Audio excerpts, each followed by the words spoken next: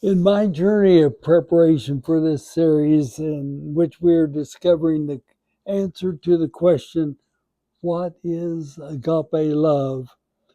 A characteristic kept surfacing, but I couldn't name it. But at one point in the journey, I had one of those aha moments as the word anchored jumped into my mind.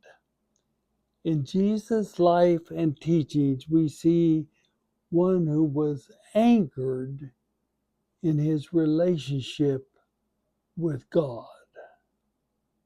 Let me say it again. In Jesus' life and teachings, we see one who was anchored in his relationship with God. Now, in his life, Jesus claimed that he and his, quote, spiritual father were one in spirit, but yet distinct and separate. Now, when he taught the prayer, which we call the Lord's Prayer, to the disciples, he was clear that the prayer was addressed to his spiritual father, not to himself. Pray to Jesus. You pray to God according to Jesus. You see, he was anchored in the divine. In his journey to the cross, which included the Last Supper, the betrayal of Judas, the denial of Peter, the judgment of the Sanhedrin, the prayer in the Garden of Gethsemane. Through all of these events on the way to the cross, he was anchored, not in his own gifts and graces, but anchored in the divine on whom Jesus relied and to whom he addressed his sense of abandonment and resulting loneliness.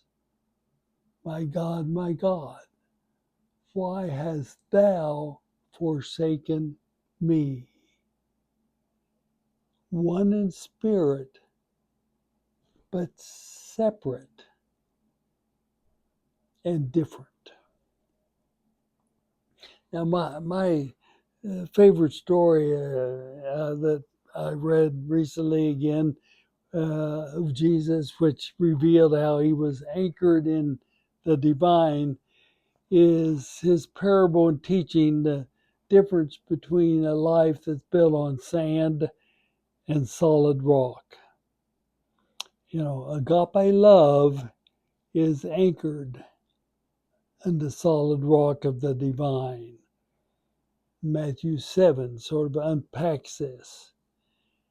Jesus' life and teachings are clear. He revealed a way to live anchored in the God of agape love. When he did not have the answer, he knew there was an answer in the mystery of the divine. The way of agape love was always the answer. Now, right prior to his teaching on the solid rock, he warned his followers to be on the lookout for false prophets whose lives were not anchored in the divine. That's immediately prior to his teaching on the difference between building your life on the rock and on sand. You see, Jesus never took credit for healing. Healing was always anchored in the gift of forgiveness, of sins. The gift of forgiveness was a divine gift to human beings. He never took credit for his healing. He never took credit for his wisdom. Wisdom for Jesus was a gift of the divine to humankind. He never took credit for the healing, never took credit for the wisdom.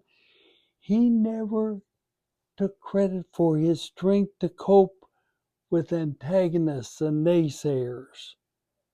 His strength was a gift of God. You see, yes, according to Jesus, the characteristic of agape love is living life anchored in the divine. Now, often, as you've heard me say before, sometimes the hymn writer hits the nail on the head. Listen to the first verse of hymn 408, the gift of agape. We call it the gift of love. Though I may speak with bravest fire and have the gift to all inspire, and have not love, my words are vain as sounding brass and hopeless gain.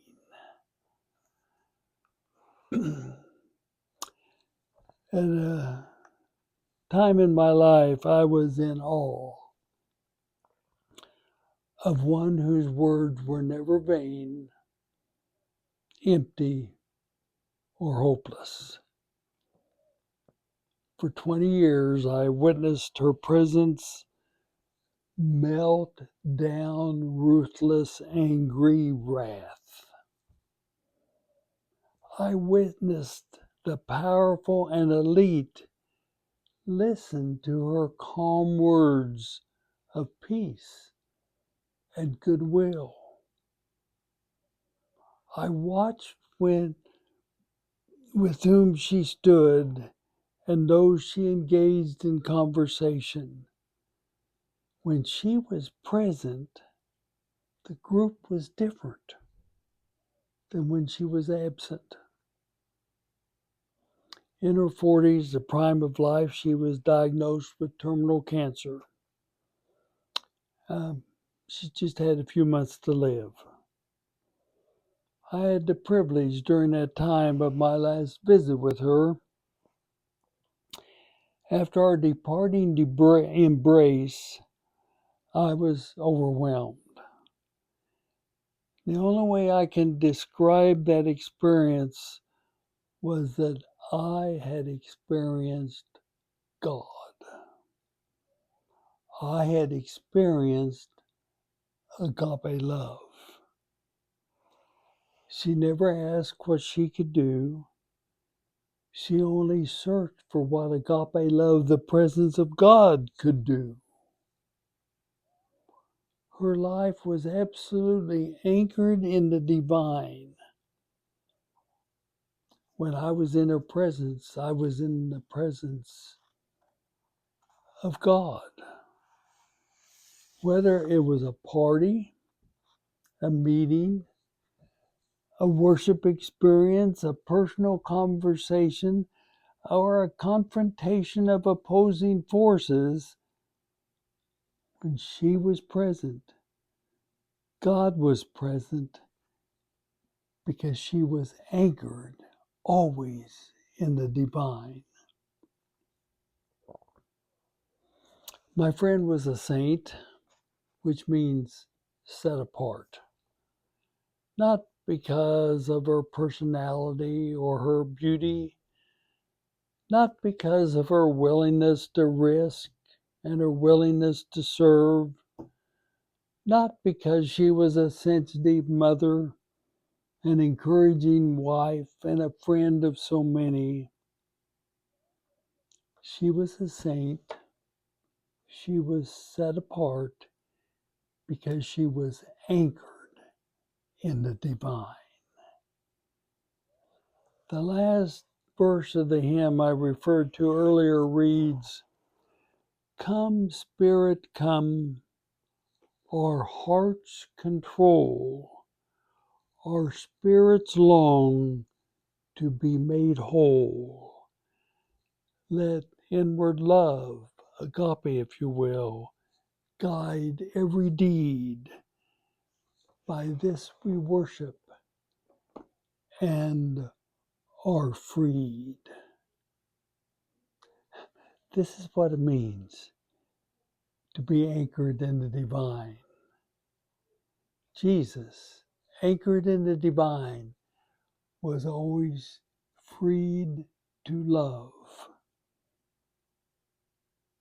As followers of Jesus, we are freed to love as we're anchored in the divine.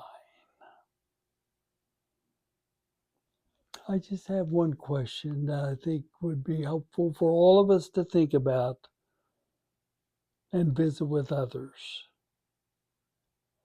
Who are the saints anchored in the divine who have made a difference in your life? Thank you for being a part of our journey.